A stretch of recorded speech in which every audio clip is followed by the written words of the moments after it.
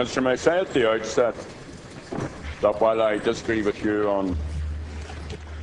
Maybe I could have the Minister's attention, please. Deputy Adams. What I want to say, last point, Keola, is important. I don't want to cut in on the Minister's conversation with his colleague. Sorry, Michael, for interrupting you. I want to say, first of all, Minister, that while I disagree with you on many political and ideological issues, that I do respect the focus, the reforming focus you have brought to the necessary eradication of many outdated and inappropriate social anomalies in our system which work to the disadvantage of citizens. I just want to say that very clearly on the record. But on this issue you have failed miserably, and what each of these scandals has demonstrated is an unhealthy, close relationship between you as Minister for Justice and the Garda Commissioner. And each scandal has highlighted an inability on your behalf to properly address the very serious issues which have emerged for the justice system and for An Garda Síochána. And this runs in very marked contrast to the rhetoric from the government about ending cronyism, about the need for transparency and the need for accountability. On each occasion, your first instinct has been to circle the wagon around the Garda Commissioner and other senior Gardaí, rather than to seek to get to the bottom of the various allegations without fear or favour. Now, Sinn Féin have come to these issues in a very robust manner, but we've come to it in a more measured way than our colleagues in Fianna Fáil. But we do believe that the cumulative effect of these scandals, and particularly your handling of them, amount to an issue more serious than your own position as the Minister for Justice, because it's clearly now about confidence in the administration of justice and policing by the confidence that is necessary at public level among the citizens. Now, the first of these scandals came under your watch when it was revealed that two Garda whistleblowers, John Wilson and Sergeant Maurice McCabe, approached Clare Daily TV about their concerns regarding the quashing of penalty points by senior Gardaí. In early 2012, the two whistleblowers brought their concerns to the then Garda Confidential recipient, Oliver Connolly, and after months of apparent stonewalling, they decided to take their allegations and evidence to the Road Safety Authority, the Comptroller and Auditor General, various Garda departments and ministers, and Seachta Daily. And in a move which I think is a hallmark of your tenure, you attacked the complainants, and in a TV interview you made disgraceful allegations about Seachta Mike Wallace, which clearly came from the Garda Commissioner. And as pressure mounted here in the Oireachtas, you then settled for an internal Garda inquiry into the issue to be carried out by Assistant Commissioner John O'Mahony. Now, after the report of this investigation, which was published in May of last year, you sought to minimise concern about the implementation of the penalty point system by the Gardaí. You even went on the plinth here to attack the two whistleblowers in a scurrilous effort to undermine their credibility. And you would later wrongly and disgracefully accuse the Garda whistleblowers of not cooperating with the investigation. And you've yet to correct the public record in that regard, and you failed to do so again today. And, you know, Sergeant Maurice McCabe has asked, not unreasonably, if he did not cooperate with the O'Mahony report, why did the O'Mahony report not mention this? Why did you not say this when you spoke after the report was published? Why was Sergeant Maurice McCabe not disciplined? Why did Assistant Commissioner O'Mahony's team contact and interview numerous officers all over the state and yet ignore Sergeant McCabe? The O'Mahony report has since been discredited with the publication of the report of the Comptroller and Auditor General, late last year which found that 1 in 5 motorists charged with traffic offences in this state were escaping penalty points, that half of all summonses relating to traffic offences were not actually served, and that in some Garda districts there was a penalty points termination rate 50 times higher than others. And that report then led to the Oireachtas Public Accounts Committee. And the PAC was given a number of boxes of documents from the 2 whistleblowers backing up their allegations. A very defensive and many would say a very arrogant Garda Commissioner, Martin Callanan, gave evidence to the PAC, and he went as far as saying that the actions of the 2 whistleblowers was disgusting. Now, these are Gardaí, mandated, trained and paid to uphold the law and to report allegations of law breaking, and there's active efforts made to prevent them from reporting what they believe was breaches of the law. And who's preventing them? The Garda Commissioner, supported by the Justice Minister. The Minister actually sought to prevent Sergeant Maurice McCabe from providing evidence on the matter. Indeed, it appeared likely that he would initiate court action to prevent that. And in my humble opinion, I think that's what forced the change, as the Minister was then moved to proceed with some sort of, in my view, inadequate, and in Sinn Féin's view, inadequate review of all of these matters. But then, as all of this was unravelling, came the revelation that there was a suspicion of illegal surveillance and bugging at the offices of the Garda Síochána Ombudsman, GSOC. And once again, your instinct was to seek to put GSOC themselves in the dock. And then the Taoiseach went on to misrepresent the Garda Síochána Act when he claimed that GSOC had not fulfilled its legal requirements. In other words, GSOC was a lawbreaker. And he repeated that on and on, despite me and others here questioning him, until finally he was forced to admit his mistake. And then you, Minister, you sent for the GSOC chairman, you summoned him to your office to explain why you and senior Garda were not informed about the GSOC's suspicions. You know, you're too smart. You know that GSOC is not answerable to you. You know that. You know that it's answerable to the Oireachtas. But by sending for the chairman, you actively undermine the independence and the integrity of that agency. And what's that agency's responsibility? To police the police. And it isn't that the police are bad, but we know to our cost that, human nature being as it is, that accountability is necessary in all associations of human beings, organisations and institutions. And then, having talked to the GSOC chairman, you then came into the Dáil, I was here, and you basically told us, there's nothing here, there's nothing to see.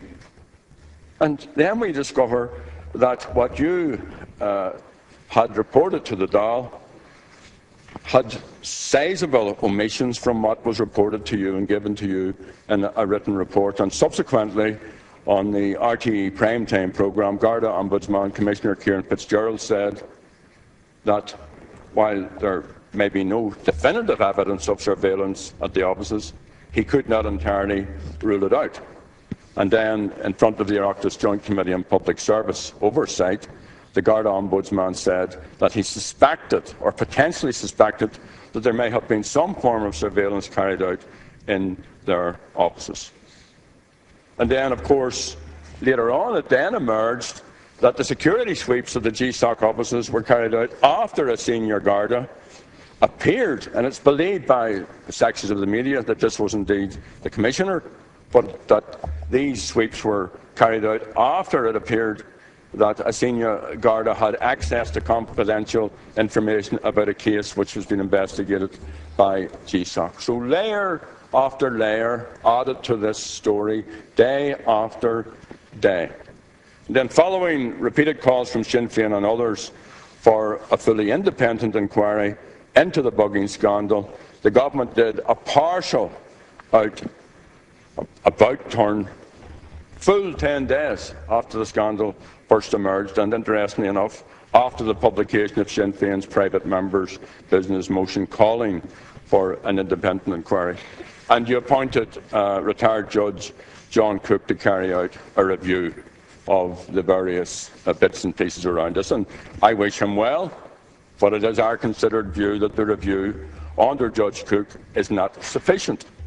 It falls far short of what is required to get to the bottom of this issue. This issue, and I'm from the north, and I know what bad policing is. I lived in a police state for most of my adult life, and I'm proud to have played a small part in changing that.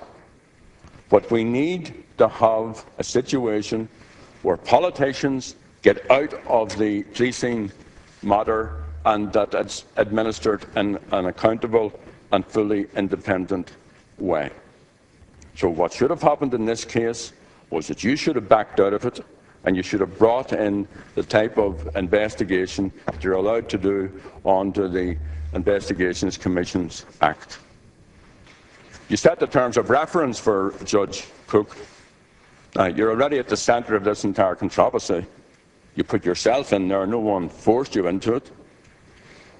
And you've already asserted that there was no evidence at all that GSOC was the target of a surveillance operation. And then, in the latest episode of an increasingly worrying saga for members of the general public, last week a dossier from the Garda whistleblower Maurice McCabe was given to the Taoiseach by the Fianna Fáil leader. And that was the right thing, as has been recorded, to do.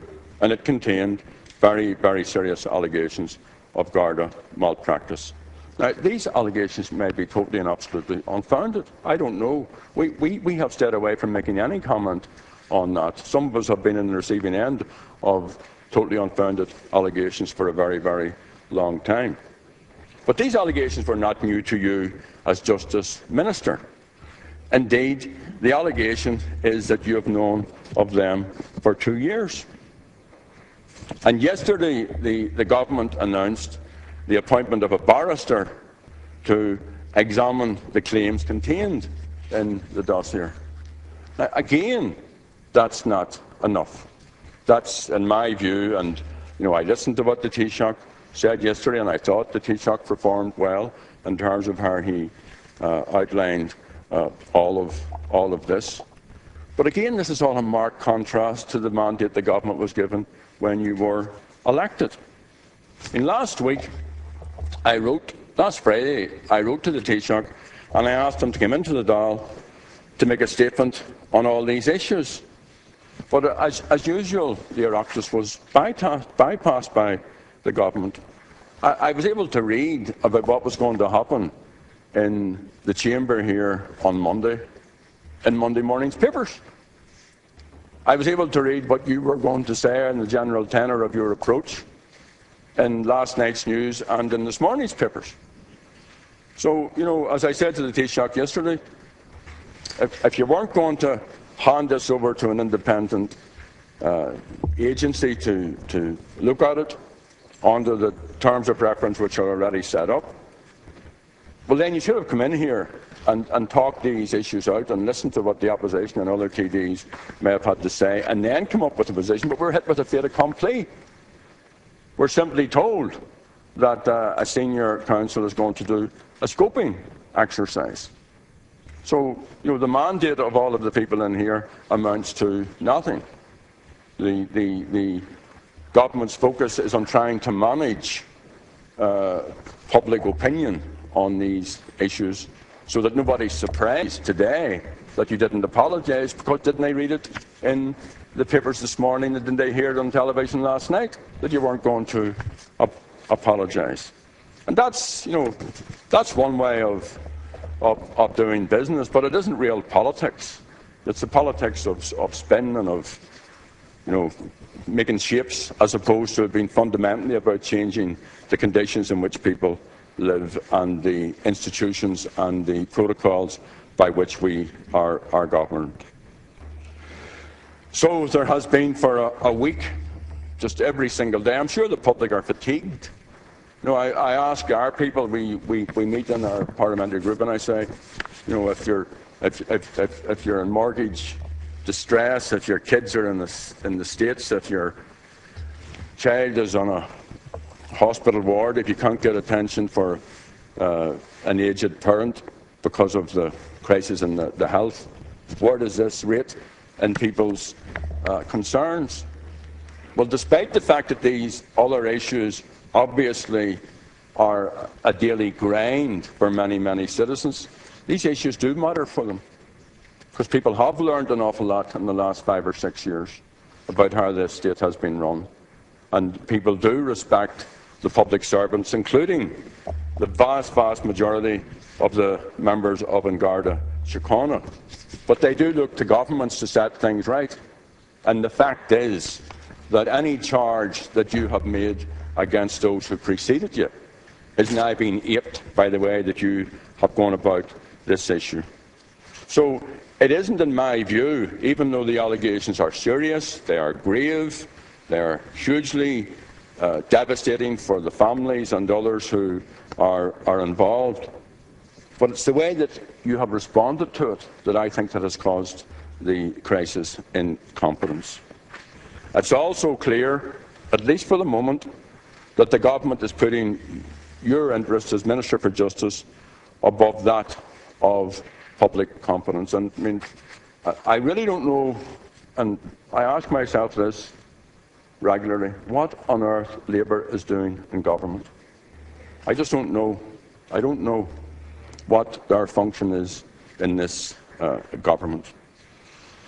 So the reaction to the GSOC scandal, to the penalty points affair, is an entirely insufficient response to what has occurred. The decision to appoint a barrister is not good enough either. And the only credible way and the only acceptable way to bring this chaotic episode to some sort of clarity and to a conclusion is to establish an independent inquiry as provided for under the Commission of Investigations Act 2004.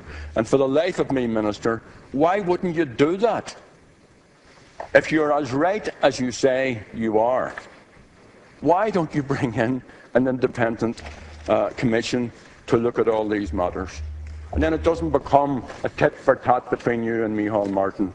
It doesn't become an issue of party political point scoring in this chamber. It doesn't become something that I'm sure ordinary members of An Garda Síochána out there patrolling and looking after our communities and our families and our security, it doesn't become an issue of contention for them. So I just don't understand why the Taoiseach didn't come in yesterday and announce an independent inquiry. That would have been doing the leaderly thing. That would have been taking this out of party politics and indeed out of politics entirely. And it is my view, and I've said this quite a few times in here, and I believe it, I'm convinced of this, that this is symptomatic of a political culture that continues to exist in this state. And when we use the term corruption, you know, corruption doesn't always mean brown envelopes and doesn't always mean money. It means the way that people go about their business. It means cronyism. It means cosy relationships. It means working in a bubble and not understanding that politics always has to be about the empowerment of citizens and upholding the rights of citizens and making political conditions better so that everybody can be treated on the basis of equality. So I think that until we cure that, and we will cure that, it's, you know, these are not natural disasters that come in on us. These are the product of humanity. These are things that we ourselves make, and we can unmake, and we can make them better if that's our will to do that. But I do have to say that I think that the way that the government has dealt with this is part of that same old way of doing things and is part of that same old culture that you pledged yourselves to get rid of. And so, in relation to your treatment of brave people who have come forward, who have said there's something wrong here, I'm using all the proper legal ways of sorting that out, and I want a light shone on this issue. You know, it takes very, very strong characters to withstand the type, and these are people who are not used to the media focus being on them, not used to public scrutiny being on them, whose families aren't used to reading about these things in the newspapers. It takes a very, very strong individual to be able to stay through the obstacle course that has been erected, and I want to commend them for doing that. But you see, here's the big thing, which maybe the government hasn't seen. Or maybe the government only deals with its own electorate, but I think even within your own electorate you'll find that there is widespread concern. People don't want the same old failed ways of doing politics. You know that. That's why you positioned yourselves as you did in the election campaign. You knew that people were tired of what had preceded you, and people will equally become tired of the way that you are going about this business. People want the government to deal with these issues openly, transparently, and in an accountable way. And I want to say again that the case for an independent inquiry under the Commission for Investigations Act into, in the first instance, the bugging scandal, which may or may not be have any substance to it, and the claims around and in the dossier from Sergeant McCabe, it's unanswerable. You have not, in your lengthy address today, give one reason, one credible reason why there could not and should not be a Commission of Investigations Act inquiry. And the Taoiseach yesterday did not give one good reason. In fact, he actually opinioned that there may well be such a commission because that is implicit in the SC's remit. Now, not long after the PAC hearings on the penalty point scandal, a conversation between the confidential recipient, Oliver Connolly, and Sergeant Maurice McCabe was read into the Dáil, and we've all heard this several times. I tell you something, Maurice, and this is just personal advice for you. If Shatter thinks you're screwing him, you're finished. You couldn't make it up. What prophetic words. Indeed, we now have the bizarre situation that the person who said those words, Oliver Connolly, because of what he said about you as Minister, has been the only head to roll following this series of scandals. And not one comma, not one word from you in your statement this morning about that. You sacked a man who you saw fit to put into that position. You sacked him just unilaterally, sine, he's out of a job, it's a public statement made, and that's it. And you never come forward to advance any rationale for that. Why did you do it?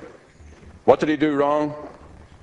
So, again, the fact that you didn't even mention this, I think, is entirely remiss. So, if you have any hope in restoring public confidence in the administration of justice, then I think you have to do what we have been advocating. And as I said before, I just don't understand. Perhaps when we come to questions here, when Patrick McLaughlin gets the opportunity to ask you some of these things, perhaps you will advance in a scholarly way, in an appropriate way, the reasons why you haven't utilised legislation.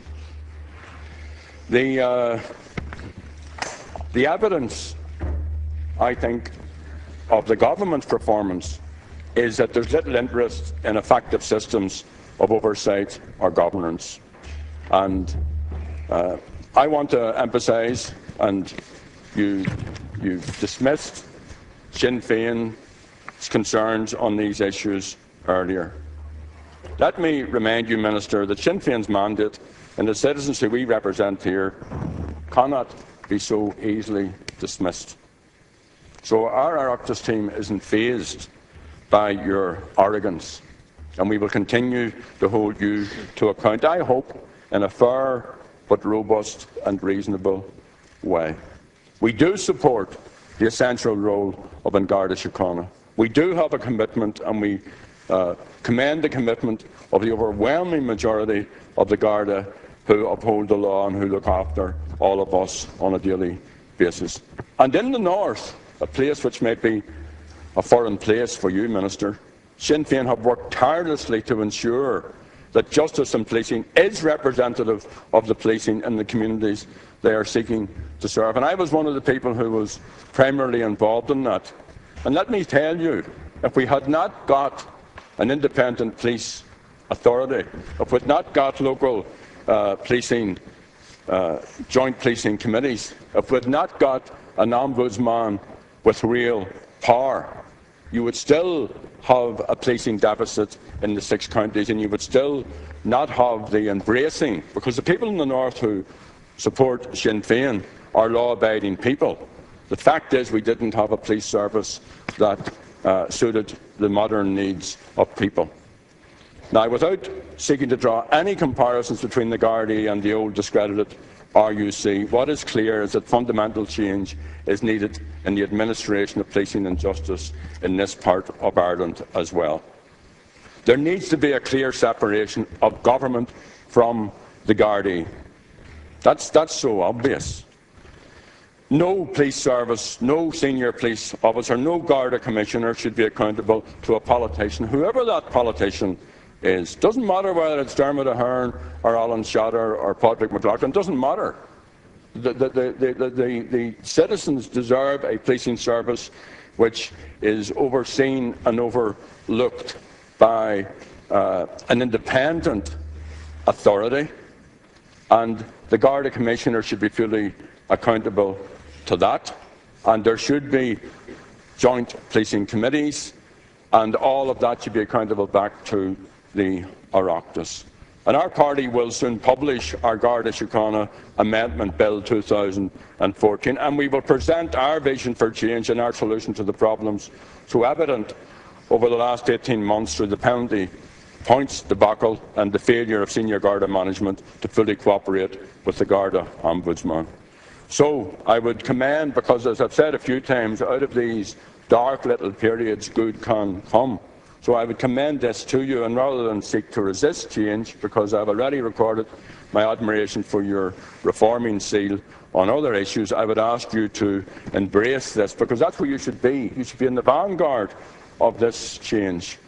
Your first step should have been to establish independent inquiries into the GSOC and whistleblower scandals as provided for under the Commissions of Investigations Act.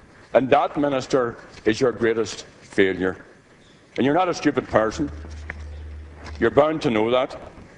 It's not the allegations of misconduct by some Gardaí that have eroded public confidence. It is your failure to deal with these matters and the government's failure to deal with these matters properly and fairly and in a transparent way. And you're bound to know that also. Go to Margaret.